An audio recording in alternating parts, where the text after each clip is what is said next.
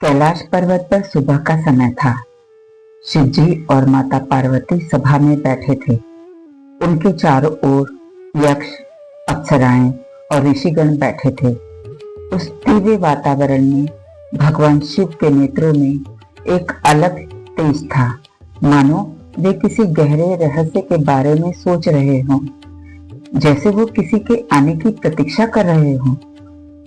तभी अचानक शिव जी के सामने वायु वेग से प्रकट हुए हनुमान जी, सिर झुकाए विनम्र भाव से दोनों हाथों को जोड़ प्रणाम करते हुए, प्रणाम प्रभु।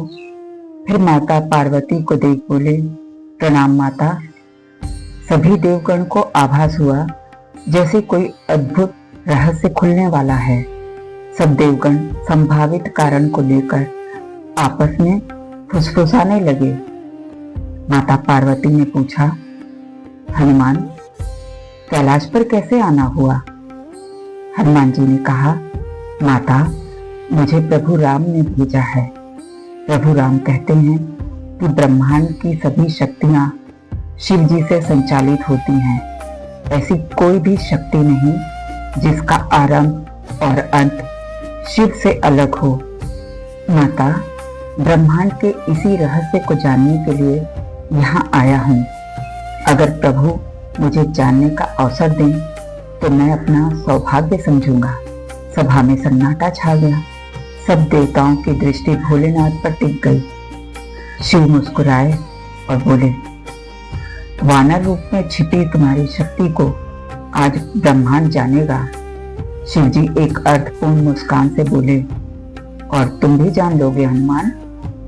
शिव जी ने पार्वती जी और देवतागण से कहा, आज हनुमान की परीक्षा होगी और उनकी शक्ति का स्रोत संसार जानेगा।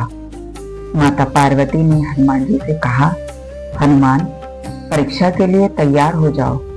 हनुमान जी ने कहा, आशीर्वाद दीजिए माता। माता पार्वती ने हनुमान जी को आशीर्वाद दिया। हनुमान जी ने शिव जी को देखा, जैसे कह रहे हो, प्रभु, मैं परीक्षा के लिए तैयार हूं। शिव जी ने त्रिशूल ऊपर उठाकर आकाश की ओर संकेत किया और क्षण भर में धधकती अग्नि और भीषण वायु का तूफान आ गया। सभी देवता भयभीत हो गए। हनुमान जी हड़बड़ाकर शिव जी को देखने लगे। हनुमान जी की हड़बड़ाहट शिव जी को अच्छी नहीं लगी। अपनी नाराजगी को छिपाते हुए हनुमान जी से शिव जी बोले, हनुमान, यदि ये तूफान तुम्हारी भक्ति को हिला दे तो समझूंगा कि तुम्हारी शक्ति अधूरी है। यदि तुम इसे रोक दोगे तो आज संसार जान लेगा कि हनुमान शिव का अंश क्यों कहे जाते हैं। तुम्हें आज यह साबित करना है, तुम मेरे अंश हो या नहीं। पूरी धरती कांप उठी। पर्वत फटने लगे। उनके फटने की आवाज इतनी तेज थी कि देवता भी डर गए। परंतु हनुमान जी एकदम शांत भाव से आंखें मूंद कर खड़े रहे, जैसे वो स्वयं को याद दिला रहे हों कि वो शिव जी के अंश हैं। राम नाम की गूंज उनके हृदय में उठी। श्री राम जय राम जय जय राम। हनुमान जी आकाश की ओर ऊपर उठे और वज्र की गति से पूरे प्रचंड तूफान के बीच खड़े हो गए। किसी साधारण प्राणी के लिए यह असंभव था। देवता भी दांतों तले उंगली दबाने लगे कि अब क्या होगा। परंतु हनुमान जी के भीतर से लपटों की जगह नीला तेज प्रकाशित हुआ। सभी देवता चौंक गए। विष्णु जी बोले, यह तो शिव ज्योति है। आग शांत हो गई। वायु थम गई। आकाश निर्मल हो गया। हनुमान जी भूमि पर लौटे और शिव जी के चरणों में गिरकर बोले, यह शक्ति मेरी नहीं प्रभु, यह वही है जो आपने अपने अंश से मुझे प्रदान की। शिव जी ने कहा, हे देवगण, त्रेता युग में मैं स्वयं हनुमान रूप में अवतरित हुआ था, जब जगत को अति शक्तिशाली सहयोगी की आवश्यकता थी। तब मेरी अंश शक्ति इस बालक में प्रकट हुई। हनुमान मेरी शक्ति के ही स्वरूप हैं, अजर अमर अचल।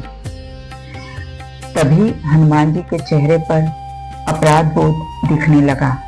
माता पार्वती ने आगे कहा, जहां राम है वहां हनुमान है, और जहां हनुमान है वहां शिव। जबकि हनुमान जी कुछ कहने के लिए व्याकुल थे। इसी बीच सभा में हर हर महादेव और जय श्री राम की जयकार गूंज उठी। जैसे ही गूंज रुकी, हनुमान जी शिव जी से बोले, प्रभु मुझे क्षमा कर दीजिए, मेरे कारण आपको अपनी परीक्षा देनी पड़ी। शिव जी हल्के से मुस्कुराए और कहा, हनुमान, अंश अपने अंश से अलग नहीं हो सकता। तुम मेरे अंश हो। तुम्हारा दुख, तुम्हारा सुख, तुम्हारी पीड़ा सब मेरी है। देवताओं ने विनम्र होकर झुकते हुए कहा, प्रभु आज हमने जाना भक्ति से बड़ी कोई शक्ति नहीं, और सच्चा भक्त ही भगवान की असली पहचान बन जाता है। शिव बोले, जगत में जो भी शिव का भक्त बनता है उसके भीतर अनजानी शक्ति जाग उठती है। हनुमान जी ने कहा, जिस हृदय में भोलेनाथ बसते हैं वहां भय कभी नहीं आ सकता। प्रभु हमेशा अपने भक्तों की परीक्षा तो लेते हैं, परंतु कभी उन्हें टूटने नहीं देते, केवल तराशते हैं। और फिर सभी देवगण शिव जी और हनुमान जी की आरती के साथ भाव विभोर हो जाते हैं। ओम नमः शिवाय, जय बजरंगबली। प्रिय दर्शकों, सोमवार को फिर मिलूंगी एक नई कथा के साथ। तब तक के लिए ओम नमः शिवाय।